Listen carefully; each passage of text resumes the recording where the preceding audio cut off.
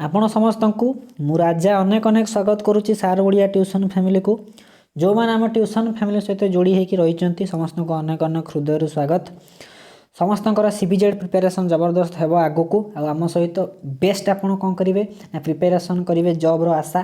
प्रथम आमर कौन है सेल रो कॉन्सेप्ट क्लास जोटा एग्जाम रिलेटेड मु पर्टिकुलाली से ऑर्गेनाइल मान डिस्कसन करी ता सहित आपण कौन करेंगे भेरियस मटेरियल जो मटेरियल आपन को पसंद आसूची एग्जांपल मु नौची ओडिशा बायोलॉजी रो बुक आपन रेफरेंस नहीं पारिबे कल्याणी पब्लिशर नहीं पारंती रस्तोगी पब्लिकेशन नहीं पारंती जीआरबी नहीं पारंती ए सब बुक मिसई करिकी आपन आम थियोरी को देखिकी बुझिबे कि माइटोकॉन्ड्रिया आमर पढ़ाई माने मु कौन करी ना मटेरियल आम ग्रुप रे प्रोवाइड हे सीबीजेड रो सेल रो ता सहित आपण डिफरेंट बुक रू गोटे बढ़िया नोट बनैकी सेल को प्रथम देखी दिंतु तापर आमर ए वीडियो रे हम डिस्कशन करिबा सेल डिवीजन वीडियो लेंदी हबो किंतु बुझीबा को चेष्टा करिवे जो माने आम ट्यूशन फैमिली सहित जोड़ी हेतिबे ना क्लास कहा को शेयर करिवे ना नोट कहा को शेयर करिवे संपूर्ण एटा प्राइवेटली दिया जाउची आपनक उद्देश्य रे दिया जाउची केवल पर्सनल यूज करिवे जे जदी कहिबो लिंक शेयर कथा आपन कहे सुजित सार को कंटाक्ट करूँ से आपको शेयर करेंगे यहाँ हूँ आम काइंडली रिक्वेस्ट दयाकोरी क्या किसी शेयर करेंगे ना यहाँ हूँ ग्रुप डेकोरम आपको मेंटेन करके आप चलिए आपड़ जड़े टीचर हवा जाऊँ टीचर को बारंबार कह पड़े ना टीचर अन्य लोक बाट देखती सेटा आमर सेल डिवीजन पढ़ा डिवीजन माने कौन गोटे शब्द अच्छी डिवाइड डिवाइड माने हरण करवा से हूँ मैथमेटिक्स किंतु डिवाइड माने कौन ना भांगा भांगा सेल रो भांगाटा माने सेल को आमे भांगा ताले कौन हुए सेल डिवीजन माने कोष विभाजन जो कहती 1905 मसीह बंग विभाजन होता बंग दुईटा पार्ट रे भाग हो गला कि नहीं सेमिति कोषटा भांगिकी कौन करिवो ना दुई खंड पार्ट रे डिवाइड हबो समस्ते कौन करेंगे ना छोट बेले आपण मो सहित कॉन्सेप्ट बुझा चेष्टा करेंगे और पढ़िया दरकार नहीं इजिली मन रहिबो आपण छोट बेले जो मैंने मिडिल क्लास फैमिली लोक मो रिलेट करेंगे मो कथा को मन कर आमर जमी मोर दीदीर मोर बापा माँ माने गोटे पुओ गोटे झील सेमती आपण कौन करेंगे जो मैंने पूरा माने एडजस्टमेंट रे चलती मार्केट बंद हो जाइथिबो संध्या बेले स्कूल रे कुहाई पेनसिल दरकार अच्छी बापा मन ना बापा मम्मी मन न मम्मी कौन करती भाभी गोटे पेन दरकार गोटे पेनसिल दरकार अच्छी कि नहीं बापा गोटे पेनसिल नहीं आसबे जोटा कि पश्चिम ओडिशा रे कहते सीसा से पेनसिल आप गोटे बापा आणिक धर पहुँचे दरकार दुई जनकर अच्छी परीक्षा रे कंट्रोभर्सी से स्टार्ट हम झगड़ा हो घरे कि गोटे पेनसिल सी कहूँ मु नेबी ये कहूँ मु नेबी माड़ बड़ हो कि नहीं से बापा से समय बापा मम्मी से समय बायोलोजी को अप्लाई करती आम बुझीपारती ना बापा कौन करेंगे चट के कौन करेंगे से पेनसिलटा हाथ छड़े ने दियो दियो क्या दिज्व ना नहीं जीवे निजे दुई खंड ताको काटी आणवे खंडे खंडे दुई खंड करके नहीं आसबे आमको धरेदेवे है तोर खंडे तार खंडे आमे से भावती रे ताहले कौन है बापा केमिति कौन गोटे पेनसिल को दुईटा पेनसिल करदेले ताले पेनसिल गोटे थिला कि नहीं बापा ताको दुई खंड करदेले भांगीदेले कि नहीं भांगिला पर पेनसिल केते खंडरे भांग है दुई खंडर भाग है कि नहीं ताले पेनसिल आगरू गोटे थिला पेनसिल रो संख्या 1 थिला भांगिला पर डिवीजन हैला फल केते हैला तार दुईटा हैला कि नहीं तार कौन बढ़िला नंबर वा संख्या रे बढ़िला कि नहीं आमर कहिबार पॉइंट एटा कि मोर कि जदि आम गोटे जिनस को डिवाइड करवा तार डिवीजन करवा ताको दुई खंड करवा तार संख्याटा बढ़े कौन सी जिनसर संख्या केमिति बढ़िबो ताको जदि आम गोटे वस्तुटा को दुई खंड करके भांगी देबा समान भाग में भांगी देले ताले संख्याटा दुईटा बढ़िला कि नहीं ताहले कोषर वृद्धि संख्या अनुसार हो पारे बा आउ केमिति होउची ना आकार अनुसार हो पारे आउरी देखिबा कोष वृद्धि फल रे आमर कौन होची ना कोषर संख्या बढ़िबो जानिले गोटे कोष थिला ताकू जदि आमे दुई खंडरे भांगिबा ताले तार संख्याटा नंबर बढ़ी बढ़ी बढ़ी बढ़ी चलिबो कि नहीं चलिबो ताले आकार केमिति बढ़िबो आउरी कौन हेतिबो ना आपण कौन करिवे ना गोटे बेलून नेबे गोटे कौन नेबे बेलून जो फुंकंती बेलून नेबे सेथिरे आपण कौन करिवे जो काच गुली जो बाटी सब खेलती छोट बेले से काच बाटी 5टा पुरेबे बेलून फुंका है नथिबो बेलून नॉर्मली दुकान रु जो भले आनी से भाया कंडीशन रे बेलूनटा को आनिबे सेथिरे ପାଞ୍ଚଟା ବାଟି ବା ପାଞ୍ଚଟା କାଚ ଗୋଲି ସେଥିରେ ପୁରେଇବେ। ତାର ଆକାର ଯେଉଁ ଭଳିଆ ଥିବ ସେଥିରେ ଆମେ କ'ଣ କରିବା ନା 50ଟା କାଚ ଗୁଲିକୁ ପୁରେଇବା। ସେଇ ଯେଉଁ ବେଲୁନଟା ଏଡ଼ିକି ବଡ଼ ଥିଲା ଆଗରୁ ବା ଫୁଲିକି ଏଡ଼େ ବଡ଼ ହେଇଯିବ, ତା ଆକାର ବଢ଼ିବ କି ନାହିଁ। ତାର ମାନେ ମନେ କରନ୍ତୁ ଆମ ପାଖରେ 5ଟା କୋଷ ଥିଲା, କୋଷ ଡିଭିଜନ ହେଇକି ଯଦି 50ଟା ହେଇଯିବ ତାହେଲେ ଆମ ଜୀବର ଶରୀର ଆକାର ବୃଦ୍ଧି ପାଇବ କି ନାହିଁ। ବାସ୍ କଥା ପଡ଼ିଛି ସେଇଟା। ସେଲ୍ ଡିଭିଜନ କ'ଣ ନା କୋଷ ଭାଙ୍ଗିକି ତାରି ଭଳିଆ ଆଉ ଗୋଟିଏ ସମାନ ପ୍ରକାର କୋଷ ସୃଷ୍ଟି କରିବ, ଫଳରେ କୋଷର ସଂଖ୍ୟା ବୃଦ୍ଧି ହେବ। କୋଷର ଯଦି ସଂଖ୍ୟା ବୃଦ୍ଧି ପାଉଛି ଆମ ଜୀବର ଶରୀର ମଧ୍ୟ ବୃଦ୍ଧି ପାଇବ। ସିଧାସଳଖ କହିବାକୁ ଗଲେ ସେଲ୍ ଆମ ଗ୍ରୋଥରେ ହେଲ୍ପ କରେ। ସେଥିପାଇଁ ସେଲ୍ ଡିଭିଜନଟା ଦରକାର ପଡ଼ୁଛି। ସେଲ୍ ଡିଭିଜନର ନିଡ୍ କ'ଣ ପାଇଁ ନା ସେଲ୍ ଡିଭିଜନଟା ଆମର ଶରୀରକୁ ବୃଦ୍ଧି କରିବାରେ। କେତେବେଳେ ବୃଦ୍ଧି ହେବ ନା ସେଲ୍ ଗୁଡ଼ା ତାପରେ ଡିଭିଜନ ହେଇକି ନଦୀ ଖନ୍ଦା ହେଇକି ଆକାର ଆମର ବୃଦ୍ଧି କରିଥାନ୍ତି। ଆଉ ତା ସହିତ ଯେତେବେଳେ ସେଲ୍ ଥିଓରି ପଢ଼ା ହେଇଥିଲା 1955 କେଉଁଠି 1958 ମସିହା 1958 ବା 1955ରେ ଜଣେ ବୈଜ୍ଞାନିକ ଥିଲେ ରୁଡଲଫ ଭିର୍ଚୋ। ସେ କ'ଣ କହିଥିଲେ ନା ଓମନିସ୍ ସେଲୁଲା ଇ ସେଲୁଲା, ଏଇ ଟର୍ମ ସବୁବେଳେ ପରୀକ୍ଷାରେ ପଡ଼େ। ଦ ଟର୍ମ ଓମନିସ୍ ସେଲୁଲା ଇ ସେଲୁଲା ୱାଜ୍ ରିଲେଟେଡ୍ ଟୁ, କାହା ସହିତ ସମ୍ପର୍କିତ ଥିଲା? ସେ ହେଉଛି ଭିର୍ଚୋ। ସେଇ ଟର୍ମର ଅର୍ଥ କ'ଣ ନା all cells are arising from pre existing cells. ସବୁ କୋଷ ଗୁଡ଼ିକ ତାର ପୂର୍ବ କୋଷର ସୃଷ୍ଟି। କେମିତି ନା ପୂର୍ବ କୋଷର କୋଷ ବିଭାଜନ ହେଇକି ନୂଆ କୋଷ ଗୁଡ଼ିକ ଥିଲା। ଯେଉଁ ପୂର୍ବ କୋଷ ଥାଏ ତାକୁ କୁହନ୍ତି ମଦର ସେଲ୍, ତାମାନେ ତାକୁ କୁହନ୍ତି ମାତୃକୋଷ। କୋଷ ଯେତେବେଳେ ଭାଙ୍ଗିଯିବ, ଗୋଟିଏ ପେନସିଲ୍ ଯେମିତି ଭାଙ୍ଗିକି 2ଟା ପେନସିଲ୍ ତିଆରି କଲା, ସେମିତି ଗୋଟିଏ କୋଷ ଭାଙ୍ଗିକି କେତେଟା କୋଷ ତିଆରି କରିବ? 2ଟା କୋଷ ତିଆରି କରିବ। ଯେଉଁ କୋଷ ତିଆରି ହେଲା ବା newly formed cells are called as daughter cell. ତାକୁ କ'ଣ କୁହନ୍ତି ନା ଡଟର ସେଲ୍ ବା ତାକୁ ଅପତ୍ୟ କୋଷ ବୋଲି କୁହନ୍ତି। ମାତୃକୋଷର କୋଷ ବିଭାଜନ ଘଟିକି କ'ଣ ସୃଷ୍ଟି ହେଉଛି ନା ଅପତ୍ୟ କୋଷ ହେଉଛି। ସେଇଟା କହିଲେ କିଏ କହିଲେ ନା ଭିର୍ଚୋ କହିଛନ୍ତି। ତାଙ୍କ ତଥ୍ୟ ଅନୁସାରେ କି ସବୁ କୋଷ ଗୁଡ଼ିକ ତା ପୂର୍ବ କୋଷରୁ ହିଁ ସୃଷ୍ଟି ହେଉଛି। ପ୍ରତ୍ୟେକ ଜିନିଷ ପୂର୍ବ ଜିନିଷରୁ ହିଁ ସୃଷ୍ଟି ହୋଇଥାନ୍ତି। ଆମେ ଯେମିତି ଆମ ପୂର୍ବ ପିଢ଼ି ବାପା ମାଆଙ୍କ ଠାରୁ ଆମେ ସୃଷ୍ଟି ହେଇଛନ୍ତି କି ନାହିଁ, ସେମିତି all cells are arising from pre existing cell. ପୂର୍ବ କୋଷର ସୃଷ୍ଟି ପୂର୍ବ କୋଷରୁ କେମିତି ସୃଷ୍ଟି ହେବେ ନା ପୂର୍ବ କୋଷରୁ ସୃଷ୍ଟି ହେବାର ପ୍ରକ୍ରିୟା ହେଉଛି ସେଲ୍ ଡିଭିଜନ। ସେଇ କଥାକୁ ସେ କହିଛନ୍ତି। ଦ୍ୟାଟ୍ ମିନ୍ସ ତା ମାନେ କ'ଣ? One cell give rise to another cell by cell division. ଗୋଟିଏ କୋଷ ଅନ୍ୟ ଗୋଟିଏ କୋଷକୁ ସୃଷ୍ଟି କରିବ କେଉଁ ପ୍ରକ୍ରିୟାରେ ନା କୋଷ ବିଭାଜନ ପ୍ରକ୍ରିୟାରେ ସୃଷ୍ଟି କରେ। ପୂର୍ବ କୋଷ ମାନେ previous cell is called as mother cell. ପୂର୍ବ ଯେଉଁ କୋଷ ଥାଏ ତାକୁ ମାତୃକୋଷ କୁହନ୍ତି। ଯେଉଁଟା ଡିଭିଜନ ଘଟିବ ମାତୃକୋଷର ବା ମଦର ସେଲ୍ର ଡିଭିଜନ ଘଟିକି ଯେଉଁ ନୂଆ କୋଷ ସୃଷ୍ଟି ହେଲା newly formed cells are called as daughter cell ବା ତାକୁ କୁହନ୍ତି ଅପତ୍ୟ କୋଷ। ପୁଅମାନେ ମନ ଦୁଃଖ କରିବାର ନାହିଁ, ସନ୍ ସେଲ୍ କାହିଁକି କୁହାଗଲା ନାହିଁ ନା ୟାକୁ ଯଦି ଡଟର ସେଲ୍ କୁହାଯିବ, ଇଏ ପୁଣି କୋଷ ବିଭାଜନ କ୍ଷମତା ରଖିକି ଆଉ ଗୋଟେ ଛୁଆକୁ ଜନ୍ମ କରିପାରିବ କି ନାହିଁ? ଯାହାର ଜନ୍ମ କରିବାର କାପାସିଟି ଅଛି ସେ କିଏ ନା କେବଳ ଓମେନ୍ ବା ଝିଅ ପିଲାମାନଙ୍କ ପାଇଁ ତାଙ୍କୁ କ୍ରେଡ଼ିଟ୍ ଦେବା ପାଇଁ ଡଟର ସେଲ୍ କୁହାଯାଇଛି। ମଦର ସେଲ୍ ଓ ଡଟର ସେଲ୍, ଏଟା କନଫ୍ୟୁଜନ୍ ହେବାର ନାହିଁ। ଏତିକି ବାଟ ଆମେ ପଢ଼ିଲେ। ସେଲ୍ ଡିଭିଜନ କ'ଣ କରେ ମୁଁ ଆଗରୁ କହିସାରିଛି। ସେଲ୍ ଡିଭିଜନଟା ଆମର ସେଲ୍ର ଗ୍ରୋଥ୍ କରେ। ଆଉ ସେଲ୍ ଡିଭିଜନ ସମୟରେ କ'ଣ ହେବ ଦେଖନ୍ତୁ, ସମସ୍ତେ ଭାବୁଥିବେ ସେଲ୍ ଡିଭିଜନ ମାନେ ସେଲ୍ ଯେତେବେଳେ ଭାଙ୍ଗିବ ଗୋଟିଏ ଛୋଟ କୋଷ ତିଆରି ହେଇଥିବ, ଗୋଟେ ବଡ଼ କୋଷ ତିଆରି ହେଇଥିବ। ନା, ସମାନ ପ୍ରକାର ଜିନିଷ କପି ହେବ, ଡୁପ୍ଲିକେଟ୍ କପି ତିଆରି ହେବ। ମାନେ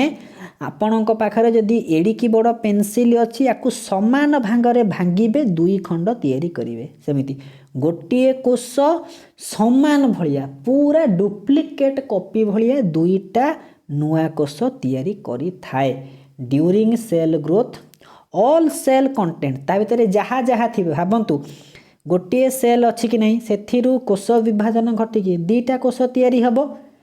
ଏଥିରେ ଯାହା ଯାହା କଣ୍ଟେଣ୍ଟ ଥିବ, ଏଥିରେ ଯେଉଁ ନ୍ୟୁକ୍ଲିୟସ୍ ଥିବ ଏଥିରେ ବି ସେଇ ନ୍ୟୁକ୍ଲିୟସ୍ ଥିବ, ଏଥିରେ ବି ସେଇ ନ୍ୟୁକ୍ଲିୟସ୍ ଥିବ। ମାନେ ୟାର ସେଲ୍ କଣ୍ଟେଣ୍ଟ, ୟା ଭିତରେ ଯେଉଁ ଯେଉଁ ଉପାଦାନ ଗୁଡ଼ିକ ଥିବ ଏ କୋଷରେ ବି ଥିବ, ଏ କୋଷରେ ବି ଥିବ, ସମାନ ଭାବରେ ଭାଗ ହେଇକି ଥିବ, ୟୁନିଫର୍ମଲି ଡିଷ୍ଟ୍ରିବ୍ୟୁଟ୍ ହେଇକି ରହିଥିବେ। ସେଇଟା ମୁଁ କହିଛି ପୁରା ସିମ୍ପଲ୍ ଲାଙ୍ଗୁଏଜରେ ଲେଖିଛି। ଆପଣ ଥରେ ପଢ଼ିବେ ଥରକରେ ନୋଟ୍କୁ ବୁଝିବେ। କ'ଣ କହିଲା ନା ଡ୍ୟୁରିଂ ସେଲ୍ ଗ୍ରୋଥ୍ ବା cell division all cell content including cytoplasm and nucleus get multiplied itself to produce a duplicate copy of cell. ମାନେ ସବୁକିଛି କୋଷ ଜୀବକ ବା ସାଇଟୋପ୍ଲାଜମ୍ ନ୍ୟୁକ୍ଲିୟସ୍ ସବୁର ଡୁପ୍ଲିକେଟ୍ କପି ତିଆରି ହେଇକି ଆଉ ନିଜ ଭଳିଆ ଦୁଇଟା ଡୁପ୍ଲିକେଟ୍ କପି ସେ ତିଆରି କରନ୍ତି। ସେହି ସମୟରେ କ'ଣ ହୁଏ ଯେତେବେଳେ ଡୁପ୍ଲିକେଟ୍ କପି ତିଆରି ହେଉଛି ଏଠି କ'ଣ ମାନେ ଗୋଟିଏ କୋଷରୁ ଯେଉଁ ଦୁଇଟା କୋଷ ତିଆରି ହେଉଛି ସେଲ୍ ଡିଭିଜନ୍ରେ ଏଠି କ'ଣ କେଉଁ ମାଙ୍କଡ଼ ବିଲେଇ ଭଳିଆ କିଏ ବାଣ୍ଟକୁଣ୍ଟି କରିବାକୁ ମାପ ଅଛି କି? ବେଳେବେଳେ କ'ଣ ହୁଏ କେଉଁ କୋଷରେ ଅଧିକ ସାଇଟୋପ୍ଲାଜମ୍ ପଳେଇବ କେଉଁ କୋଷରେ ଅଧିକ କମ୍ ସାଇଟୋପ୍ଲାଜମ୍ ପଳେଇଥିବ କି ନାହିଁ। ସେତେବେଳେ କ'ଣ ହୁଏ ନା ଅଧିକ ଆଉ କମ୍ ନ ହେବା ପାଇଁ ଆମର ସେଲ୍ ଡିଭିଜନ୍କୁ ପ୍ରାୟୋରିଟି ଦିଆଯାଇଛି କି ସାଇଟୋପ୍ଲାଜମ୍ ଆଉ ନ୍ୟୁକ୍ଲିୟସ୍ର ଯେଉଁ ରେସିଓ ଗୋଟିଏ କୋଷ ଅନ୍ୟ କୋଷରେ ଦୁଇଟା କୋଷ ତିଆରି ହେଉଛି କି ନାହିଁ ଅପତ୍ୟ କୋଷ ସେମାନଙ୍କ ଭିତରେ ଯେମିତି ସମାନ ରହୁ ସେଇଟାକୁ ଦୃଷ୍ଟିରେ ରଖାଯାଇଥାଏ ସେଲ୍ ଡିଭିଜନ୍ ସମୟରେ। ସେଇଟା କହିଛି the ratio of cytoplasm and nucleus ଯେଉଁ ରେସିଓଟା ମେଣ୍ଟେନ୍ କରାଯାଏ ମାନେ ଦେଖାଯାଏ ଏଥିରେ ସାଇଟୋପ୍ଲାଜମ୍ କେତେ ଏଥିରେ ସାଇଟୋପ୍ଲାଜମ୍ କେତେ ସେଥିରେ ନ୍ୟୁକ୍ଲିୟସ୍ କେତେ ଆଉ ଗୋଟିଏ କୋଷରେ ନ୍ୟୁକ୍ଲିୟସ୍ କେତେ ତାକୁ ସବୁ କ'ଣ କୁହାଯାଏ ନା କ୍ୟାରିଓପ୍ଲାଜମିକ୍ ରେସିଓ। କ୍ୟାରି ଅନ୍ ମାନେ ନ୍ୟୁକ୍ଲିୟସ୍ କ୍ୟାରିଓ ମାନେ ନ୍ୟୁକ୍ଲିୟସ୍ କଥା କହିଥିବ ନ୍ୟଷ୍ଟି ଯାହାକୁ 1831 ମସିହାରେ ରବର୍ଟ ବ୍ରାଉନ୍ ଡିସ୍କଭର କରିଛନ୍ତି କି ନାହିଁ। ଆପଣ ଯେତେ ବାୟୋଲୋଜିକୁ ରିଲେଟ୍ କରିବେ ବାଟରେ ଯାଉଛନ୍ତି ଗୋଟିଏ ଶବ୍ଦ ଆସିଲା ନ୍ୟୁକ୍ଲିୟସ୍ କେଉଁଠି ପଢ଼ିଛନ୍ତି ନ୍ୟୁକ୍ଲିୟସ୍ ଆପଣ ପରମାଣୁର ଗଠନରେ ପଢ଼ିଥିବେ ନ୍ୟୁକ୍ଲିୟସ୍ରେ ସବୁ ପଜିଟିଭ୍ ଚାର୍ଜ ରହିଥାଏ ପ୍ରୋଟନ୍ ଆଉ ନ୍ୟୁକ୍ଲିୟସ୍ କେଉଁଠି ପଢ଼ୁଛନ୍ତି ନା କୋଷ ଭିତରେ ସେଭଳିଆ ଯେତେ ରିଲେଟେଡ୍ କରିବେ ସେତେ ଆପଣଙ୍କ ପାଠଟା ରିଭିଜନ୍ ହେଇକି ମନେ ରହିବ। କ୍ୟାରିଓପ୍ଲାଜମିକ୍ ରେସିଓ ଗୋଟେ କ'ଣ କରାଯାଏ ନା ଦେଖାଯାଏ। ଆଉ କ'ଣ କରାଯାଏ ନା ଏଇ ସେଲ୍ ଡିଭିଜନ୍ ସମୟରେ ଆମ ଯେଉଁ ଯେତେ ଇଜିଲି କହୁଛନ୍ତି ଗୋଟିଏ କୋଷରୁ ଆଉ ଦୁଇଟା କୋଷ ତିଆରି ହେଇଯିବ ସେଟା ଏତେ ସହଜରେ ହୋଇନଥାଏ। ଡିଫରେଣ୍ଟ ସିରିଜ୍ ଅଫ୍ ଆକ୍ଟିଭିଟି ହେଉଛି ଗୋଟେ ଷ୍ଟେପ୍ ବାଇ ଷ୍ଟେପ୍ ପ୍ରକ୍ରିୟାରେ ହୁଏ ଯେଉଁଥିରେ ସେଲ୍ କ'ଣ କରେ ନା cell division is a series of event happen to make a duplicate of itself. ମାନେ ନିଜର ଡୁପ୍ଲିକେଟ୍ ଗୋଟେ କପି ତିଆରି କରିବା ପାଇଁ ସିରିଜ୍ ଅଫ୍ ଇଭେଣ୍ଟସ୍ ମାନେ ବହୁତ ଗୁଡ଼ା ଇଭେଣ୍ଟ କ୍ରମାନ୍ୱୟରେ ସିକ୍ୱେନ୍ସିଆଲି ହେଇ ଚାଲେ ସେଇଟାକୁ କୁହନ୍ତି ସେଲ୍ ସାଇକେଲ୍। ପରୀକ୍ଷାରେ ପଡ଼ିଥିବ ସେଲ୍ ସାଇକେଲ୍ କ'ଣ ସିଧାସଳଖ ମନେ ରଖିବେ ସାଇକେଲ୍ ମାନେ ଗୋଟେ ସାଇକ୍ଲିକ୍ ଚକ୍ରୀୟ ପ୍ରକ୍ରିୟାରେ ଗୋଟେ series of event cell growth ବା ସେଲ୍ ଡିଭିଜନ୍ ସମୟରେ ହେଉଛି ତାକୁ ଆମେ ସେଲ୍ ସାଇକେଲ୍ କହିବା। ଏଇ ସେଲ୍ ସାଇକେଲ୍ଟାକୁ ଆରମ୍ଭ ହେବାକୁ ଆଉ ଶେଷ ହେବାକୁ ମାନେ ସେଲ୍ ସାଇକେଲ୍ ଆରମ୍ଭ ହେଲା ପୁଣି ସେଲ୍ ସାଇକେଲ୍ ଶେଷ ହେଲା ଯେତିକି ସମୟ ଲାଗିଥାଏ ମାନେ ଗୋଟିଏ ସେଲ୍ ସାଇକେଲ୍ କମ୍ପ୍ଲିଟ୍ ହେବା ପାଇଁ ଯେତେ ସମୟ ନେଇଥାଏ ତାକୁ କୁହନ୍ତି ଜେନେରେସନ୍ ଟାଇମ୍। ସର୍ଟ କୋଶ୍ଚିନ୍ ପଡ଼ିପାରେ the time required to complete one cell cycle ଗୋଟିଏ କୋଷ ମାନେ ସେଲ୍ ସାଇକେଲ୍ ହେବା ପାଇଁ ଯେତିକି ସମୟ ଲାଗେ ତାକୁ ଜେନେରେସନ୍ ଟାଇମ୍ ବୋଲି କୁହନ୍ତି। ଏଇ ସେଲ୍ ସାଇକେଲ୍ ଭିତରେ କ'ଣ ହେଉଛି ଆମେ ଆଗକୁ ପଢ଼ି ଯିବା। ଆମେ ଏପର୍ଯ୍ୟନ୍ତ କ'ଣ ବୁଝିଲେ ନା ଗୋଟିଏ ସେଲ୍ ନିଜର ଭଳିଆ ଡୁପ୍ଲିକେଟ୍ କପି ଦୁଇଟା ତିଆରି କରିବ ତାକୁ କୁହାଯାଏ ସେଲ୍ ଡିଭିଜନ୍ ହେଉଛି। ଏଇ ଡୁପ୍ଲିକେଟ୍ କପି ତିଆରି କରିବା ପାଇଁ ବହୁତ ଗୁଡ଼ା ପ୍ରକ୍ରିୟା ଷ୍ଟେପ୍ ବାଇ ଷ୍ଟେପ୍ ହୁଏ ସମୁଦାୟକୁ ଯଦି ମିଶାଇ ଦେବା ତାକୁ ଆମେ କହିବା ସେଲ୍ ସାଇକେଲ୍। ଗୋଟିଏ ସେଲ୍ ଡିଭିଜନ୍ ଆରମ୍ଭ ହୋଇକି ଶେଷ ହେବ ମାନେ ଗୋଟିଏ ସେଲ୍ ସାଇକେଲ୍ ଆରମ୍ଭ ହୋଇକି ଶେଷ ହେବା ପାଇଁ ଯେଉଁ ସମୟ ଲାଗେ ତାକୁ କୁହନ୍ତି ଜେନେରେସନ୍ ଟାଇମ୍। ବିଭିନ୍ନ ମାନେ ଅର୍ଗାନିଜିମ୍ଙ୍କ ପାଖରେ ଏଇ ସେଲ୍ ସାଇକେଲ୍ କମ୍ପ୍ଲିସନ୍ର ବା ଜେନେରେସନ୍ ଟାଇମ୍ଟା ଅଲଗା ଥାଏ। 20ରୁ 30 ମିନିଟ୍ ବ୍ୟାକ୍ଟେରିଆଲ୍ ସେଲ୍ ମାନଙ୍କ ପାଖରେ ବ୍ୟାକ୍ଟେରିଆ ମାନେ ପ୍ରୋକାରିଓଟିକ୍ ଯେତେବେଳେ ବ୍ୟାକ୍ଟେରିଆ କଥା ଉଠିବ ମାନେ ଆପଣ A.V. ଲୁଇନ୍ ହକ୍ କଥା ମନେ ପକାଇବେ। ଯଦି କହିବେ ବ୍ୟାକ୍ଟେରିଆ ତ ସିଲାବସ୍ରେ ଡାଇରେକ୍ଟ ମେନସନ୍ ନାହିଁ କିନ୍ତୁ ବ୍ୟାକ୍ଟେରିଆ ଉପରେ ଗୋଟେ ମାନେ MCQ ନେଇ ଆସିବା କ୍ଲିଅର୍ ହେଇଯିବ ପ୍ରୋକାରିଓଟିକ୍ ସେଲ୍। ବ୍ୟାକ୍ଟେରିଆ ସେଲ୍ର ସେଲ୍ ମାନେ ଯେଉଁ ସେଲ୍ ସାଇକେଲ୍ କମ୍ପ୍ଲିସନ୍ ଟାଇମ୍ଟା ଯେଉଁ ଜେନେରେସନ୍ ଟାଇମ୍ଟା କେତେ 20ରୁ 30 ମିନିଟ୍ ଆପ୍ରୋକ୍ସିମେଟଲି। ସେମିତି 90 ମିନିଟ୍ ହେଉଛି ଇଷ୍ଟ ମାନେ ଗୋଟେ ମାନେ ସାକାରୋମାଇସିସ୍ ବା ସେମାନେ ଗୋଟେ ଫଙ୍ଗସ୍ ସେ ଇଷ୍ଟ ମାନଙ୍କ ପାଖରେ ଏଇ ସେଲ୍ ଡିଭିଜନ୍ ବା ସେଲ୍ ସାଇକେଲ୍ କମ୍ପ୍ଲିଟ୍ ହେବା ପାଇଁ କେତେ ସମୟ ଲାଗେ 90 ମିନିଟ୍ ଲାଗେ ମାନେ 1.5 ଘଣ୍ଟା ପାଖାପାଖି ଲାଗେ। 19 ଘଣ୍ଟା ଲାଗେ ବିନ୍ ମାନେ କ'ଣ ଯେଉଁ ଶିମ୍ବ ଯେଉଁ କଥା ପଢ଼ିଛି ସେଇଠି 19 ଘଣ୍ଟା। 20 ଘଣ୍ଟା ଫର୍ ଓନିଅନ୍ ରୁଟ୍ ଟିପ୍ 22 ଘଣ୍ଟା in human tissue culture cell जो टिश्यू कल्चर पढ़ा आग को टिश्यू कल्चर रे केते समय लगे 22 घंटा लगे या सब परीक्षा पड़ी पारे ए कौटा इंपोर्टाट हूँ ईस्ट मान पाखरे जेनेरेशन टाइम बा सेल साइकिल कंप्लीशन टाइमटा कंप्लीशन हबार बा संपूर्ण हबार सेल साइकिलटा केते समय लगे 90 मिनिट शॉर्ट क्वेश्चन रे पड़िबो एई सेल साइकिल रो गोटे सीरीज ऑफ इवेंट कि नहीं विभिन्न प्रक्रिया स्टेप बाय स्टेप रे हुए ए डिटेल ताकू सेल साइकिल टाकू किए कहिथिले ना हावार्ड एंड पेल्क केते मसिया रे 1953 मसिया रे परीक्षा रे पड़ी थाई पारे detail cell cycle studies was provided by Howard and Pelc केते मसिया रे 1953 मसिया रे ए कथा से कहिथिले आमे एबे पढुचनी cell division actually cell division बा सेल साइकिल गोटे सेल अच्छी सेथिरु दुईटा सेल तैयारी हवा भितर जो जो स्टेप गुड़ा सब हेई कि हुए से स्टेप रे एक्चुअली कौन कौन हेई थाए प्रथमे मु कहि कि नहीं एग्जैक्ट गोटे समान कॉपी डुप्लिकेट कॉपी तैयारी हो कि नहीं ना कम ना अधिक प्रथमे रेप्लिकेशन ऑफ डीएनए हेई थाए तापरे डीएनए रेप्लिकेशन हेबो तापरे हेबो न्यूक्लियस रो डिवीजन तापरे हेबो साइटोप्लाज्म रो डिवीजन एठी सेल डिवीजन बा सेल साइकिल कंप्लीट हेई ही जिवो प्रथमे कोन हबार अछि से डिफरेंट प्रक्रिया हेई हमर डीएनए रे गोटे रेप्लिकेशन माने कोन डीएनए निज भलिया गोटे एग्जैक्ट कॉपी तैयारी करबा हमें डीएनए रेप्लिकेशन पढ़िबा डीएनए अछि हमर टेंशन नबार नै या परे परे सेल डिवीजन पर डीएनए आसीबो डीएनए आरएनए आसीबो आ ट्रांसक्रिप्शन ट्रांसलेशन सब किछि हमर हेतरे पढ़ा जिवो रेप्लिकेशन तीनटा पढ़ा जिवो प्रथमे सेल डिवीजन हबो माने सेल मन कर ये गोटे सेल अछि कि नहीं एई सेल रो रेप्लिकेशन हबो डीएनए रेप्लिकेशन माने या पाखरे जो डीएनए थिबो तारी भलिया आउ गोटे एग्जैक्ट डीएनए तैयारी हबो जोटा कि ये दीटा कोषरे बांटी हेबे कि नहीं एथिरे गोटे डीएनए पळेबो कि नहीं ता माने प्रथमे डीएनए रेप्लिकेशन हबो या धर जो न्यूक्लियस थिबो प्रथमे ए न्यूक्लियसटा डिवाइड हे जिवो न्यूक्लियस माने न्यष्टिटा भांगी जिवो ताको कहंती कोन कहंती ना कारियोकाइनेसिस बा न्यष्टि डिवीजन बा न्यूक्लियोकाइनेसिस भी कई कही थांती बा न्यूक्लियर डिवीजन कई कहंती न्यूक्लियस हैला परे बाकी रहितिबो साइटोप्लाज्म रो डिवीजन हेले सेल साइकिल सेल डिवीजन टा कंप्लीट हैला प्रथमे डीएनए रेप्लिकेशन हे जिवो तापरे न्यूक्लियर डिवीजन तापरे साइटोप्लाज्म रो डिवीजन हे कि चालिबो आउ ये जो सेल साइकिल आमे पढुचंती सेल साइकिल रो मुख्यतः दुईटा फेज अछि गोटिए इंटरफेज बा ताको आई फेज कहंती आउ गोटिए हैला माइटोटिक फेज बा एम फेज माइटोटिक बा मियोटिक फेज ताको कहंती एम फेज बोली कहंती बा सीधा सड़क मन रखिबे सेल साइकिल रो दुईटा फेज अछि गोटिए आई फेज आउ गोटिए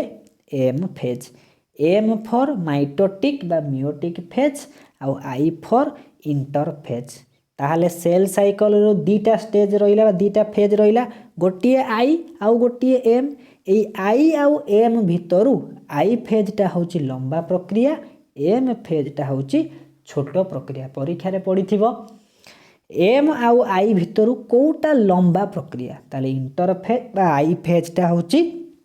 लंबा प्रक्रिया इंटरफेज रो फास्ट अक्षर आई कि नहीं सेति पई इंटरफेज को आई फेज मध्य कुहा जाए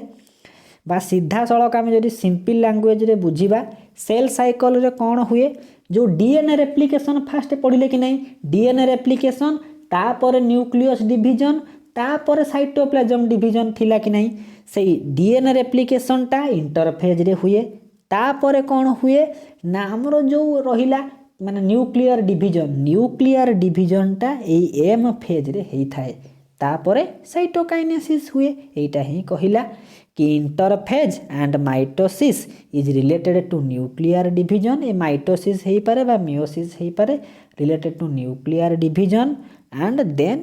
माने साइटोकाइनेसिस हबो बा आपण एति की बुझिबार अछि सेल साइकिल रे कोन कोन हेबार अछि प्रथमे इंटरफेज हबो तापरे एम फेज हेई जिवो तापरे साइटोकाइनेसिस हेई कि सेल साइकिल टा कंप्लीट हेई ही जिवो सेटा देइची कि इंटरफेज बा आई फेज। आम जानिले सेल साइकिल मुख्यतः दुईटा फेज अच्छी, गोटे आई फेज आ गोटे एम फेज। एम रे हो पारे माइटोसिस बा एम रे हो पारे मियोसिस। से एम को माइटोटिक फेज बोली कहि परिबा बा मियोटिक फेज बोली कहि परिबा। जो दुईटा फेज रहिला सेल साइकिल रो, से सेल साइकिल भितरु आई फेजटा होची ताकू लॉन्गेस्ट फेज बोली कहती। आई फेजटा कहा कहा भितर हुए। एक्चुअली जो आमर सेल साइकिलटा होची केमिति होची, प्रथम एम फेज हेबो, तापर आई फेज, पुणी एम, पुणी आई, पुणी एम, पुणी आई, एमिति साइक्लिक प्रक्रिया रे चलीची। M I M I M I एमिति चलीथिबो। सेटा से कहिची इंटर मीन्स, इंटर माने कौन,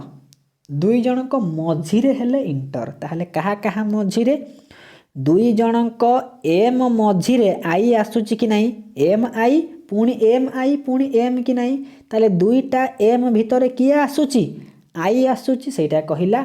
आई मीन्स बा interphase means in between two M phase of cell cycle. Cell cycle रो दीटा एम फेज अच्छी, ता भितर आई फेज आसुची।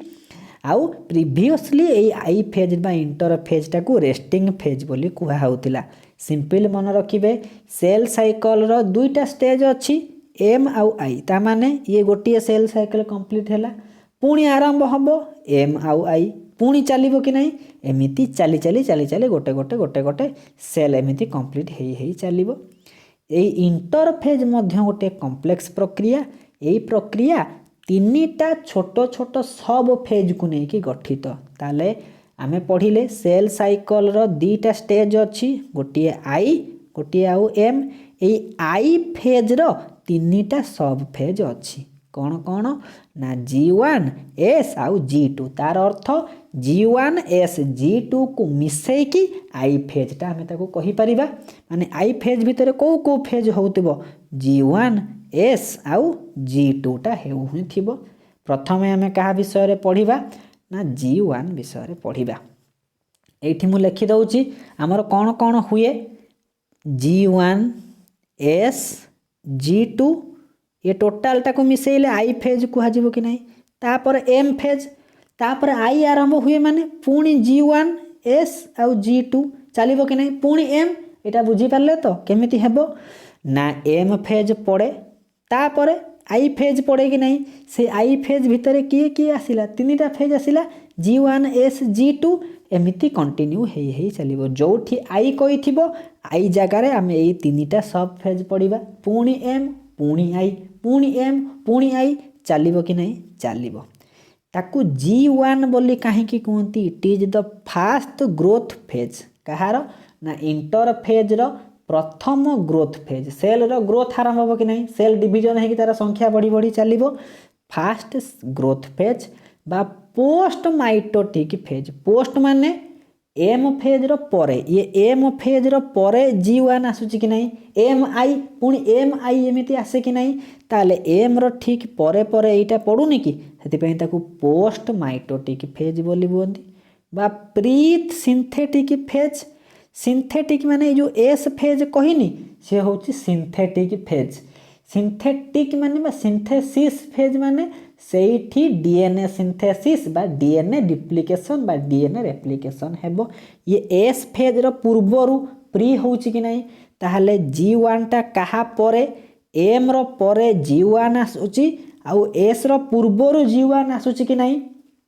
सेति पई याकू प्री सिंथेटिक फेज बोली कहि परिबा। सिंथेटिक फेज रे कोन सिंथेसिस हुए, डीएनए सिंथेसिस हुए। सेति पई G1 को हमें प्री डीएनए सिंथेसिस फेज बोली कहि परिबा। आउ एई G1 S G2 मध्यरु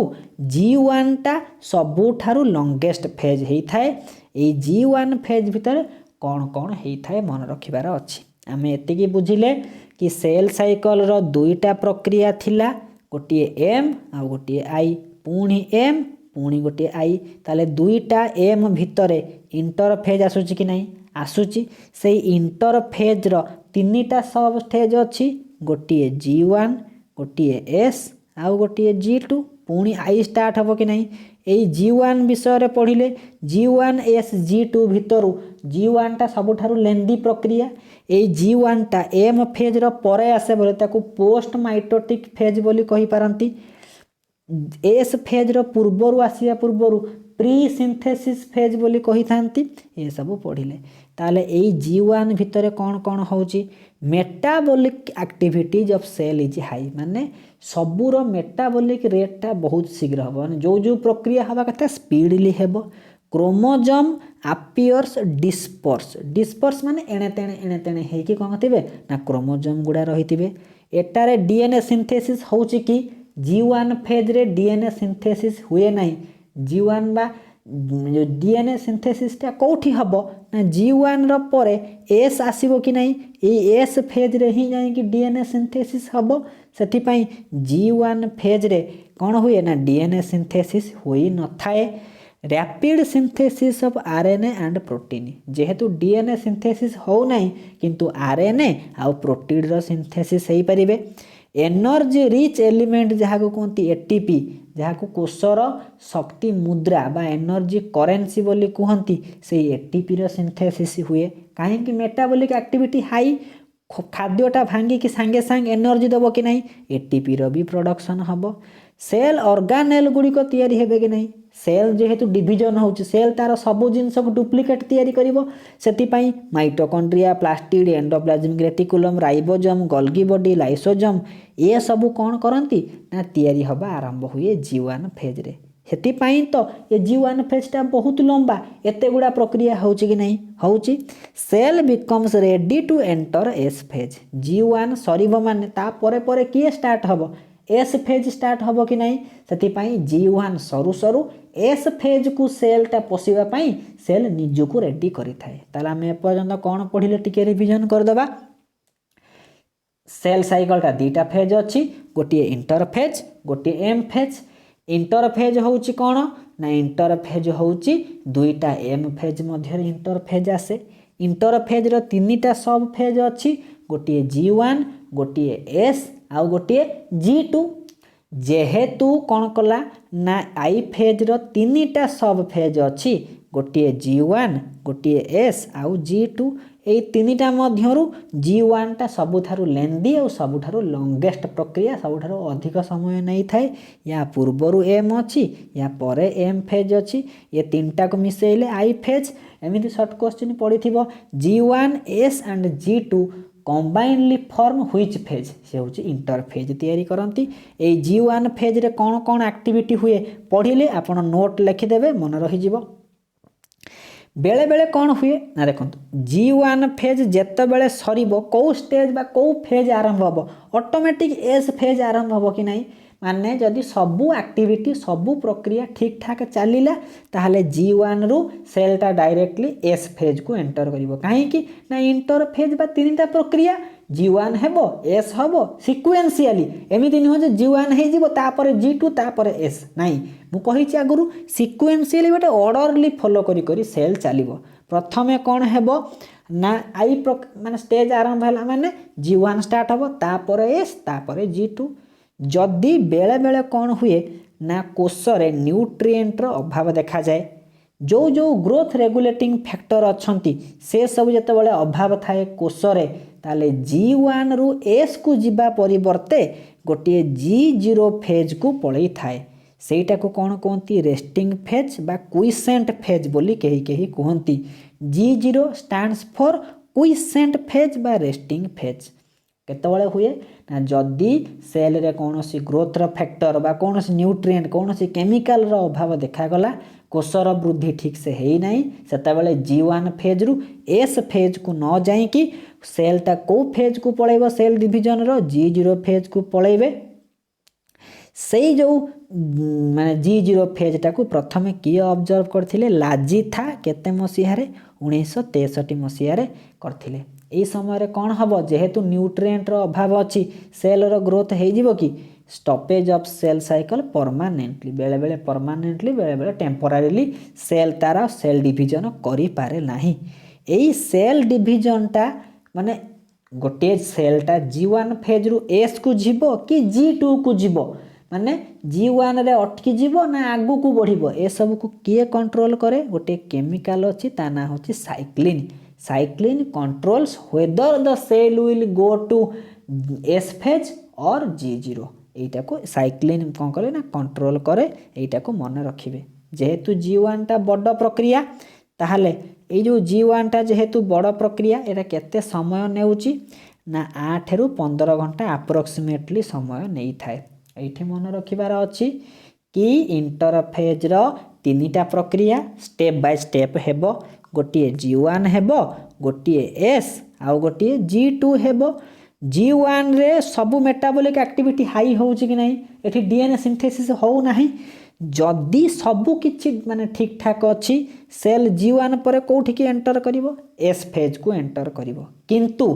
जदि कोनोसी दृष्टि रु कोनोसी जगह रे किछि अभाव रही गला सेल G1 रु S को न जाई कि को जगह को पळेबो G0 को पळेबो एटा किए कंट्रोल करूची सेल S को जीवो कि G0 को जीवो माने सिंथेसिस फेज को जीवो बा रेस्टिंग फेज को आसीबो साइक्लिन नामक एक केमिकल कोन करूची ना कंट्रोल करूची थ्योरी को जे बुझी नबो MCQ को 100% अटेंड करि परिबो जदि आपन को बुझिबारे कोठी अभाव रहउची कमेंट रे आपन कमेंट करिवे मु कमेंट को पढ़िबी आउ कोन करा जीवो ना नेक्स्ट क्लास रे आपन को क्लियर करिवि न टेलीग्राम ग्रुप रे आपन को कोन करिवि ना कमेंट रे रिप्लाई देबी एबे आसिला एस फेज ता माने इंटरफेज रो द्वितीय प्रक्रिया इंटरफेज रो तीनटा स्टेज अछि G1 सरी गला प्रथम प्रक्रिया तापर एस फेज एस माने synthesis phase synthesis stands for DNA synthesis phase परीक्षा रे पढिथिबो जी माने इंटरफेज रो को सब फेज रे डीएनए सिंथेसिस हुए सिंथेसिस माने तैयारी होबा एठी डीएनए तैयारी करिवो काहे कि ना सेल रो सबु किछि डुप्लीकेट कॉपी तैयारी होबो के नै दुईटा भितरे बंटा जीवो पुनी डीएनए रो डुप्लीकेट कॉपी हेबो नै कि सेति पई डीएनए जो डुप्लीकेशन डीएनए रेप्लिकेशन प्रक्रिया ताको रेप्लिकेशन कहि परिबा बा डुप्लीकेशन कहि परिबा ये कोठी होउची ना सिंथेसिस फेज रे होउची G1 phase is followed by synthesis phase माने G1 काहा को अनुसरण करिवो काहा को फॉलो करिवो ना S को फॉलो करिवो एई समय रे DNA content of cell get doubled एई समय रे कोन हबो ना डीएनए जो कॉपी थिला से रेप्लिकेशन बा डुप्लीकेशन हेई कि तार गोटे डुप्लीकेट कॉपी तैयारी करिवो डीएनए रेप्लिकेशन में पढिबा सेति पई डीएनए रेप्लिकेशन रे गोटे कोन एंजाइम हेल्प करे से होची डीएनए पॉलीमरेज एंजाइम जेहेतु डीएनए रेप्लिकेशन पाई डीएनए पॉलीमरेज एंजाइम सहाय्य करे ताले ए एंजाइम टा केते बेले माने तैयारी होबो से एस फेज रे तैयारी होबो कि नाही ताले डीएनए पॉलीमरेज एंजाइम जोटा कि डीएनए रेप्लिकेशन पाई सहाय्य करे सेई समय रे तैयारी होय बा एस फेज रे तैयारी हुए आमे जानि चंती डीएनए रे सब कोन कोन थाए माने आम क्रोमोजोम टा कहा को नहीं कि तैयारी DNA RNA histone protein non histone protein ये सब अच्छी कि नहीं सेमिति डीएनए रे जो हिस्टोन प्रोटीन थाए एई समय रे फॉर्मेशन हवा स्टार्ट हुए आउ एई एस फेज टा केते समय नउची 6 रु 8 घंटा नउची यूकैरियोट सेल मानक पाखरे माने सुनेस्टियो जहार न्यष्टि अछि न्यष्टि झिल्ली अछि सब किछि ठीक ठाक अछि से यूकैरियोटिक मानक पाखरे ताले G1 गला 8 रु 15 घंटा बड़ प्रक्रिया हैला तापरे आसिला एस फेज परीक्षा रे शॉर्ट क्वेश्चन पड़िबो एस फेज टा को पई प्रसिद्ध ना डीएनए सिंथेसिस बा डीएनए रेप्लिकेशन बा डीएनए डुप्लीकेशन डीएनए निज भलिया गोटे डुप्लीकेट कॉपी तैयारी कला नेक्स्ट को जिबा हमर जतबेले एस फेज सरीबो को फेज आरंभ हबो ना प्रथमे G1 गला तापरे एस फेज आसिला तापरे कोटा आसीबो G2 कि नाही G2 परे पुणी कोन आसीबो M पुणी तापरे G1 S G2 पुणी M एमिति चलिबो कि नाही ताहाले सेटा कहिची G2 माने G1 जदी फास्ट ग्रोथ फेज हैला इंटरफेज रो ये सेकंड ग्रोथ फेज हबो इंटरफेज रो बा प्री माइटोटिक फेज एठी बुझेई दउची M अछि कि नाही M फेज अछि तापरे आई फेज हबो आई फेज माने G1 S G2 तापरे M तापरे चलिबो कि नाही ताले M रो पूर्वरु ये आसुची कि नाही आसुची सेति पई ताकू प्री माइटोटिक फेज बोली कुहा जाय नहले एस फेज रो परे परे G2 पडुची कि नाही सेति पई पोस्ट माने परे प्री माने पूर्वर पोस्ट सिंथेटिक फेज बोली ताकू कुहा जाई पारे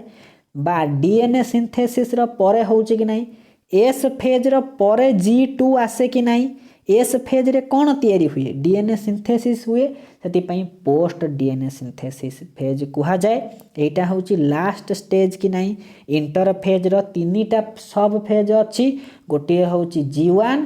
S आउ G2 सेई G2 टा होउची इंटर फेज रो सबुठारु कोन हेबो ना शेष प्रक्रिया परीक्षा रे पड़ी पारे which sub phase is called as last stage of interphase से होउची G2 एमिति पचार दबो which sub phase is first phase of interphase G1 which is the middle phase of interphase S एमिति शॉर्ट क्वेश्चन पड़िबो बा कोउटा पोस्ट कोउटा प्री आपण एको सब मने रखिबे नाही सीधा लिखि देबे G1 S आउ G2 या पूर्वर बसेबे M या पूर्वर बसेबे M ए टोटल I कि नाही मु कहिली दीटा M भितरे I आसीबो ताले M रो परे आसीले ये हबो कोन ना पोस्ट माइटोटिक ये M रो पूर्वर आसीची माने प्री माइटोटिक S रो पूर्वर आसीले प्री S रो परे आसीले पोस्ट निजे खाता रे माने चित्र करी के रफ खाता रे परीक्षा रे आंसर देई परिबेनी कि चुटकी रे देबे कि नाही देबे किछि भाबिबार नाही ता सहित एई G2 फेज रे कौन कौन हुए ना सबु सेल ऑर्गेनेल गुडी को साइज रे बढ़े तार ड्यूरेशन केते समय निए ना 1 रु 4 घंटा निए सबुठारु कम समय नउची कि नाही G1 टा अधिक समय नेउची S फेज टा ताठू कम G2 टा सबुठारु कम कि नाही एठी स्पिंडल फाइबर फॉर्मेशन स्टार्ट हुए इंपोर्टेंट क्वेश्चन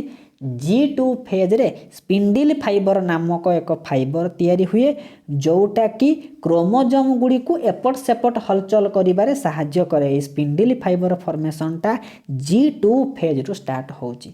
जेतेबेले I फेज टा सरी गला G1 S G2 तापरे की स्टार्ट हबो M फेज आमे आज पढिबा M फेज विषय रे आमे एमिति पढुचंती कि नाही G1 S G2 M तापरे पुनी G1 S G2 M चलिबो कि नाही ताहले G2 सरीबो माने को फेज आरंभ हबो M फेज आरंभ हबो एक्चुअली एटा होची सेल डिवीजन रो या पूर्वरो कोन हम सेल डिवीजन विषय किछि पढिलेनी किछि भांगुची किछि होउची कि किछि हो नाही केवल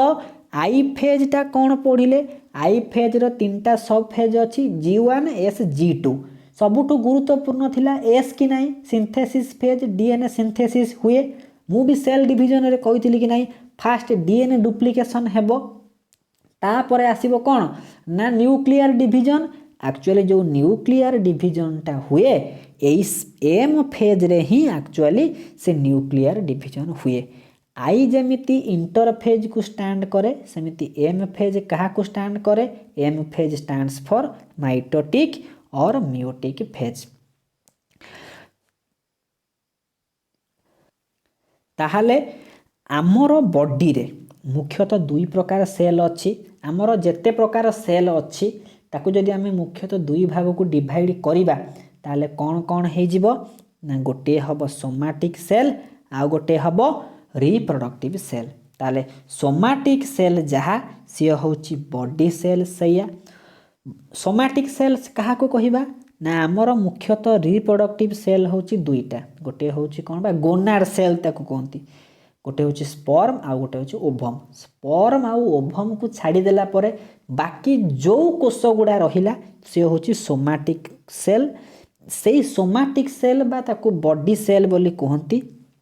बा ताकू वेजिटेटिव सेल बोली कहंती से वेजिटेटिव सेल रे माइटोसिस होची जहा को कोन कहा जाए ना ताकू एम फेज जो कहली कि नहीं एम फेज होची माइटोटिक फेज एम फेज भी से मियोसिस होची कि नहीं ताले आई फेज जेमती इंटर फेज को रिलेट करे सेमती एम फेज दुईटा फेज को छिड़ाई परिबो माने सी माइटोसिस हेई पारे बा मियोसिस हेई पारे ताले माइटोसिस को सेल पाखरे देखा जाए ना सोमाटिक सेल मानक पाखरे देखा जाए मियोसिस टा रिप्रोडक्टिव सेल मानक पाखरे देखा जाए ए सोमाटिक सेल गुडी को डिप्लॉयड किंतु रिप्रोडक्टिव सेल गुडी को हैप्लॉयड मन रखिथिबे कि माइटोसिस जो सोमाटिक सेल मानक पाखरे होची सी होची डिप्लॉयड इन नेचर तांकर क्रोमोसोम होची दुई गुणित अवस्था रे अछि बा जुग्म संख्यक अछंती किंतु मियोसिसटा होची कौन ना एक गुणित अवस्था अछंती। माइटोसिसटा को आमे कौन कहंती ना सम विभाजन बोली कहंती। मियोसिसटा को आमे कहितांती अर्ध विभाजन बोली कहंती। हे मु लिखि देइछि आपण पढ़ी पारिबे। एई एम फेज रो दुईटा सब फेज अछि माने एम फेजटा दुईटा भागरे भाग हेछि। गोटे होची कार्योकाइनेसिस आ गोटे साइटोकाइनेसिस। ता माने एई जो सेल डिवीजन एक्चुअली स्टार्ट होची इंटरफेज रे किछि न है कि एक्चुअली एम फेज रे स्टार्ट होची। एम फेज रे दुईटा सब फेज अछि। कार्यो माने न्यूक्लियस देखंतु न्यूक्लियस गोटे थिला कि नाही न्यूक्लियसटा प्रथमे भांगी कि दुईटा न्यूक्लियस हे जाउची ताकू कहंती कार्योकाइनेसिस। तापरे साइटोप्लाज्म बा ता जो तळ पदार्थ अछि कोष जीवक अलगा अलगा हे कि दुईटा कॉपी तयारी होची कि नाही। ताले सेल डिवीजन हबार मुख्य प्रक्रिया कौन प्रथमे डीएनए डुप्लिकेशन हो गला इंटरफेज रे तापरे परे न्यूक्लियस रो डिवीजन हेबो बा कार्योकाइनेसिस तापरे हेबो साइटोप्लाज्म रो डिवीजन हेबो बा ताको कोंती साइटोकाइनेसिस। आमे आजी कोन पढिबा लेखा आइछि कार्योन माने न्यूक्लियस सेति पई ताको के फेज बा न्यूक्लियर डिवीजन कहंती। साइटोकाइनेसिस बा ताको साइटोप्लाज्म रो डिवीजन कहंती ताको सी फेज बोली कुहा जाय। बा माइटोसिस भितरे हमर कोन हेबार अछि माइटोसिस भितरे न्यूक्लियस रो डिवीजन ता हे जाउ तापरे साइटोप्लाज्म रो डिवीजन हेबो कि नाही। ताले सेही माइटोसिस भितरे कोन कोन हुए मने रखिबार अछि। माइटोसिस गोटे होची कौन ना माइटोसिस को एक्चुअली कौन कहंती ना सम विभाजन बोली कहंती। सम माने कौन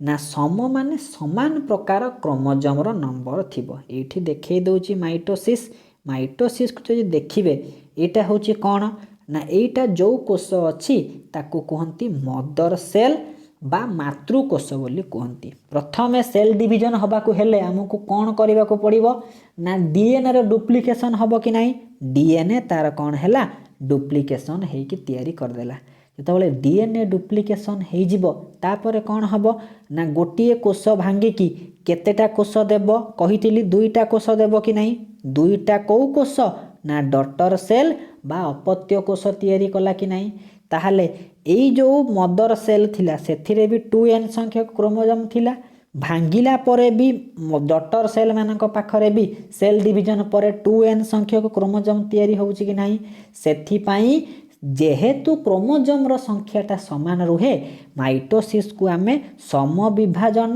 बा इक्वेशनल सेल डिवीजन बोली कहंती। इक्वेशन माने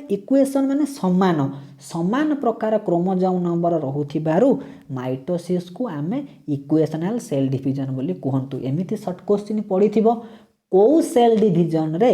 मदर सेल और डॉटर सेल रो क्रोमोजोम नंबरटा सब बेले समान रुहे से को सेल बा को डिवीजन बा से होची माइटोटिक डिवीजन रे बा सम विभाजन रे होची सेटा कहिला। ग्रीक वर्ड गोटे अछि माइटस परीक्षा जदी पढिबो माइटस रो माने कोन थ्रेड ओसिस रो माने होची स्टेट किछि दरकार नाही। ए माइटोसिसटा को सेल रे हुए हमर सोमाटिक बा वेजिटेटिव सेल रे हेई थाए। आउरी गोटे धरि शॉर्ट क्वेश्चन पढिबो ए माइटोसिसटा टर्मटा को किए कॉइन करिछन हम तो बायोलॉजी रे नॉर्मल कथा तो टर्म कॉइन बाय डैश ताले mitosis term was coined bye वैज्ञानिक किए ना फ्लेमिंग केते मसीहा रे 1882 मसीहा रे। आ ए माइटोसिसटा को किए से भलो से ऑब्जर्व करथिले स्ट्रैट्सबर्गर प्लांट सेल रे प्रथमे कौन करथिले ना ऑब्जर्व करथिले। आ एनिमल सेल रे ए माइटोसिस प्रक्रिया अछि बोली ताको किए प्रथमे ऑब्जर्व करथिले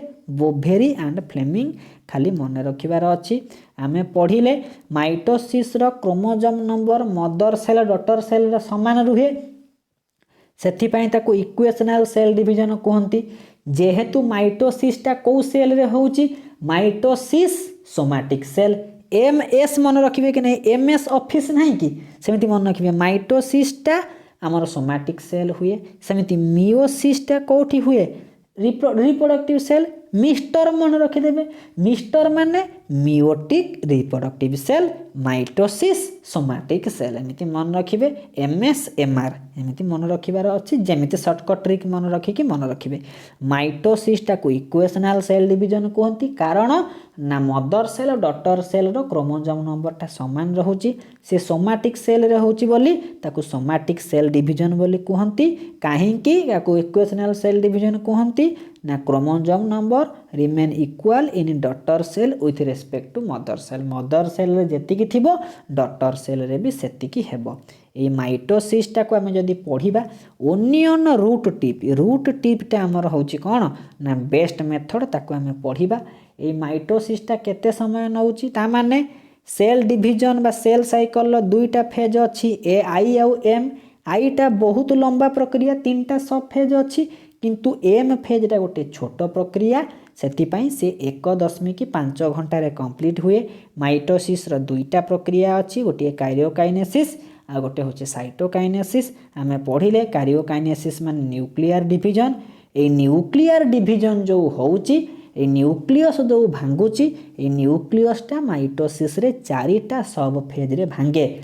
आ प्रथमे आपण इंटरफेज को पढ़िले इंटरफेज को बुझिले तार गोटे बढ़िया नोट बनइबे इंटरफेज पर सेल को फेज को जाए एम फेज को जाए एम फेज दीटा गोटे माइटोसिस हो पारे बा गोटे मियोसिस हो पारे ए माइटोसिस रे एक्चुअली कौन हबो ना न्यूक्लियस रो डिवीजन हबो जेतेबेले न्यूक्लियस रो डिवीजन हुए इरा 4टा प्रक्रिया रे हुए गोटे प्रोफेज गोटे मेटाफेज गोटे आनाफेज गोटे टीलोफेज एमिति मन रखिबे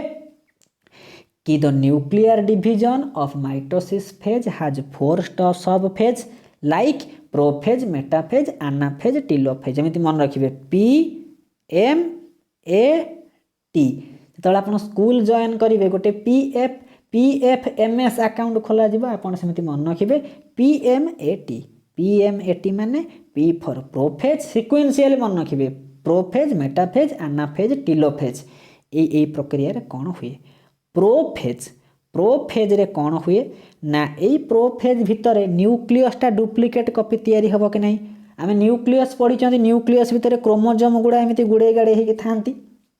ता माने क्रोमोजोम रो डुप्लिकेशन हेबो कि नहीं यही प्रोफेज समय क्रोमोजोम गुड़िक कॉयल अवस्था रे गुड़े होगी थांती आ सूता भलिया देखा जाती आउ क्लियरली विजिबल होथिबो हमको देखो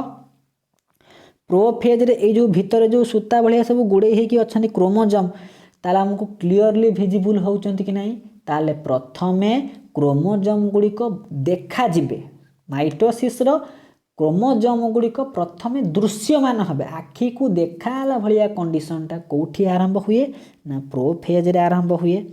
प्रोफेज रे जतबेले आरंभ हुए जो क्रोमोजोम शांति सेमानकर 2टा क्रोमाटिड थाए देखि नांती एमिति एमिति सब कोन हेची ना जोड़ी हेकी अछंती सेंट्रोमियर रे जोड़ी होंती आमे क्रोमोजोम रो स्ट्रक्चर पढिचंती सेंट्रोमियर होची प्राइमरी कंस्ट्रिक्शन जोटी की 2टा आर्म पी आर्म और क्यू आर्म पी आर्म होची स्मॉल आर्म क्यू आर होची बड़ आर्म सेटा सेंट्रोमियर रे एमिति जोड़ी हेकी थिबे देखि दियंतु चित्र हेई देखिबे एमिति सेंट्रोमियर अच्छी कि नहीं सेंट्रोमियर रे 2टा आर्म जोड़ा हेची हेटा से कहिची खाली मन रखिबे प्रोफेज रो कोन कोन कैरेक्टरिस्टिक्स ए समय रे सेल वाल थिबो presence of cell wall first समय रे थिबे न्यूक्लियर मेम्ब्रेन भी थिबे न्यूक्लियर लॉस भी सब इयरली प्रोफेज रे माने प्रोफेज जेतेबेले आरंभ हबो माइटोसिस रो जेतेबेले न्यूक्लियर डिवीजन स्टार्ट हुए से समय जो आरंभ हुए प्रथमे प्रोफेज हुए प्रोफेज रो आरंभ समय बेलू न्यूक्लियर मेम्ब्रेन बा न्यष्टि झिल्ली निन्यष्टि सबु किछि थिबे किंतु प्रोफेज रो लास्ट स्टेज बेलू न्यूक्लियर मेम्ब्रेन आउ न्यूक्लियोलस उभे जाइथिबे डिसअपियर हे जाइथिबे एटा को मन रखिबे ताहाले कोन हेथिबो ना each chromosome has 2 chromatid joined by centromere जानिले ता सहित प्रथम स्टेज रे न्यूक्लियस आ न्यूक्लियोलस आ न्यूक्लियर मेम्ब्रेन थिबे किंतु परवर्ती समय रे न्यूक्लियर मेम्ब्रेन आ न्यूक्लियोलस गुडी को कोन हेतिबे ना अदृश्य हो जाइथिबे देखंतु एडी देखुनांती प्रोफेज लास्ट स्टेज बेलू न्यूक्लियर मेम्ब्रेन गुड़िक कटि कटि कटि कटि जाऊँच कि नहीं अदृश्य हो चलते। यहीटा इंपोर्टाट पॉइंट प्रोफेज रे प्रथमे न्यूक्लियर डिविजन होउची जो माइटोसिस रो को फेज रे न्यूक्लियर लॉस आउ न्यूक्लियर मेम्ब्रेन डिसअपियर करबा आरंभ करती ना प्रोफेज रे आरंभ करती। जेतेटा सब phase prophase metaphase anaphase telophase चारिटा सब फेज भितर माइटोसिस रो प्रोफेज होउची लॉन्गेस्ट शॉर्ट क्वेश्चन पड़े। प्रोफेज होउची सबुठारु लॉन्गेस्ट आउ प्रोफेज परे कौन आरंभ हुए ना मेटाफेज आरंभ हुए। जो स्पिंडल फाइबर फॉर्मेशन होता जोटा क्रोमोजोम को एपट सेपट कर हेल्प करे से स्पिंडल फाइबर फॉर्मेशनटा कौन हेबो ना यही भल से स्टार्ट हेबो ए प्रोफेज रु आउ स्टार सेप रो आस्टर गुड़ा देखा पाइबे। परीक्षा रे पढ़ी आस्टर माने एमती स्टार स्टेप रो किछि स्ट्रक्चर देखा पाइबे। चित्र आपन देखि परिबे एमती स्टार स्टेप रो कौन हेछि ना स्ट्रक्चर गुड़ा अछंती ताको हमें आस्टर बोली कहिबा। ताले प्रोफेज रे कौन कौन हैला क्रोमोजोम गुड़िक टिके टिके कौन हेतिबो ना देखा जिबा कंडीशन को आसीबे। ता सहित न्यूक्लियर मेम्ब्रेन न्यूक्लियर लॉस आमर कौन हेजिबो ना डिसअपियर करबा आरंभ करिवे आउ स्पिंडल फाइबर फॉर्मेशन स्टार्ट हेबो। एटा होची लॉन्गेस्ट फेज। नेक्स्ट को जिबा मेटाफेज। मेटाफेजटा होची कौन ना माइटोसिस रो न्यूक्लियर डिविजन रो कार्योकाइनेसिस रो second phase. Greek word meta means after ये का परे आसुची ना प्रोफेज रो परे आसुची सेति पई प्रोफेज रो परे माने ये द्वितीय प्रक्रिया it is the second stage of mitosis karyokinesis. ताले कौन कौन हुए मन रखिबार अछि। जो आमर प्रोफेज रे न्यूक्लियर मेम्ब्रेन और न्यूक्लियस धीरे धीरे डिसअपियर करुथिबे एठी कंप्लीट डिसअपियर हो जिबे। सेथिपाई ना थिबो न्यूक्लियर मेम्ब्रेन ना थिबो न्यूक्लियस ना न्यष्टि थिबो ना न्यष्टि हिलिथिबो केही नथिबे। क्रोमोजोम गुड़िक निज को गोटे कोषर मझी लाइन रे सजेकी रखिबे ताको आमे इक्वेटोरियल प्लेट बोली कहिबा बा मेटाफेजिक पेट बोली कहिबा। आउ से जो सजेई हेकी जो मझिरे थांती जो ओरिएंटेशन करंती ताको आमे कौन कहंती ना कंग्रीगेशन बोली कहंती। टिके जदि डायग्राम देखेबी बुझी परिबे। देखंतु कोषर मझी लाइन रे क्रोमोजोम गुड़िक निजको सजेइचंती कि नहीं एई जो लाइन टाको आमे कौन कहिबा ना इक्वेटोरियल प्लेट बोली कहिबा बा मेटाफेजिक लाइन बोली कहिबा। आमे प्रोफेज परे को फेज पढुचंती मेटाफेज पढुचंती कि नहीं। एई मेटाफेज रो जो कौन अछि ना मझिरे जो लाइन भलिया हे कि अछंती ताको आमे कहउचंती मेटाफेजिक प्लेट बा इक्वेटोरियल प्लेट। ए इक्वेटोरियल प्लेट रे क्रोमोजोम गुड़िक सजेई हे करबे इंपोर्टेंट कैरेक्टरिस्टिक्स मेटाफेज रे परीक्षा रे पढ़िथिबो। माइटोसिस रो को फेज रे क्रोमोजोम गुड़िक मझिरे बा इक्वेटोरियल लाइन रे आसिकी रुहंती से होची मेटाफेज रे। मेटाफेज रे आउ कौन हुए ना क्रोमोजोम रे जो जोगुड़ा सजेई हेले से सब को आकार रे थांती ना एक्स शेप रे थांती। आ एई समयटा होची मेटाफेज होची बेस्ट समय क्रोमोजोम रो नंबर क्रोमोजोम रो मॉर्फोलॉजी। क्रोमोजोम मॉर्फोलॉजी माने एक्सटर्नल स्ट्रक्चर विषय रे पाठ पढ़िबा को study of external structure is called as morphology. बाह्य गठन क्रोमोजोम को आम बाहर देखा से एक्स भलिया कि वाई भलिया कि जेड भलिया क्यू भलिया डी भलिया सी भलिया आम बाहर देखिकी जानीपर कौ समयटा ना मेटाफेज। प्रत्येक फेज रो किछि इंपोर्टेंट कैरेक्टरिस्टिक्स अच्छी कि नहीं सेमती मेटाफेज होची द्वितीय फेज जोड़ारे नेक्स्ट डिविजन होची कौन हम ना complete disappearance of nuclear membrane and nuclear loss. Metaphasic congregation करिथिबे मेटाफेजिक प्लेट रे से माने रहिथिबे बा इक्वेटोरियल प्लेट रे क्रोमोजोम गुड़िक रहिथिबे। आउ एई समय रे आमे कोन करिबा ना क्रोमोजोम मॉर्फोलॉजी को भल से पढ़ी परिबा। तापर के आसीबो एनाफेज। एनाफेज रे कोन हुए ना each chromosome and centromere break into two equal part called as sister chromatid। माने गोटे क्रोमोजोम एमि सब जोड़ी हेतिबे कोन ना सेंट्रोमियर रे एउठू सी भांगी जिबे ताले ये गोटे क्रोमाटिड आउ ये गोटे क्रोमाटिड तैयारी करिवो सेटा को कोन कहंती ना सिस्टर क्रोमाटिड सब तैयारी हुए। कौन पाई ना it happens due to APC anaphasic promoting complex. ये गोटे प्रोटीन जोटा कि क्रोमोजोम को सेपारेशन करिबारे आरंभ कले।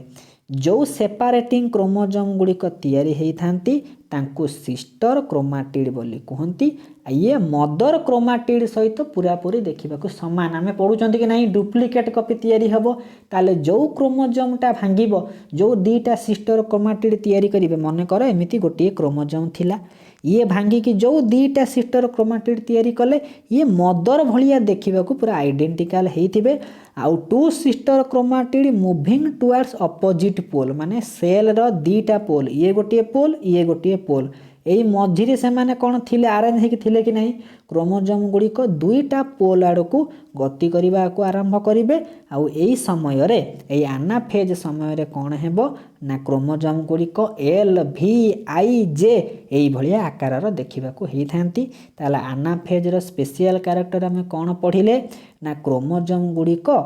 आरंभ करती दीटा पोल को गति करने को गोटे साउथ पोल हेले गोटे नॉर्थ पोल होती दीटा उभय पोल को गति करने को आरंभ करती तामाने पहुँचे कौ समय रे टिलोफेज कि नहीं टिलो मीन्स एंड माने शेष प्रक्रिया माइटोसिस रो जो माने कौन है ना कार्योकाइनेसिस होउची तार शेष प्रक्रियाटा कौन ना टिलोफेज रे कौन हुए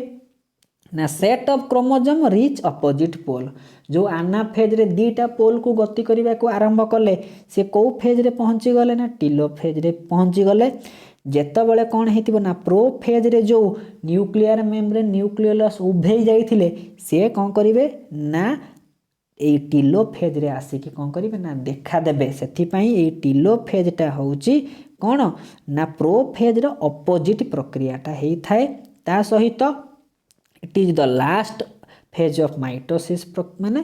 माइटोसिस जाउची लास्ट स्टेज जहाँ परे आमर कौन हेबो ना कार्योकाइनेसिस सरीगला माने साइटोकाइनेसिस आरंभ होबो कि नहीं ये कार्योकाइनेसिस चारिटा स्टेप रे हुए प्रोफेज मेटाफेज आनाफेज और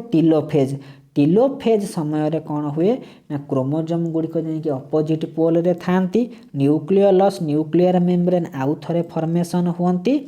आउ एई जो पढ़िले आमे जोटा पढ़िले कौन ना आनाफेज आनाफेज रे आउ गोटे इम्पोर्टाट होउची कौन ना it is the shortest phase of mitosis जेमिति प्रोफेजटा होउची सबुठु बड़ आनाफेज होउची सबुठु छोट आउ टिलोफेज रे किछि इम्पोर्टाट नहीं चित्र आपण देखि पकेइबे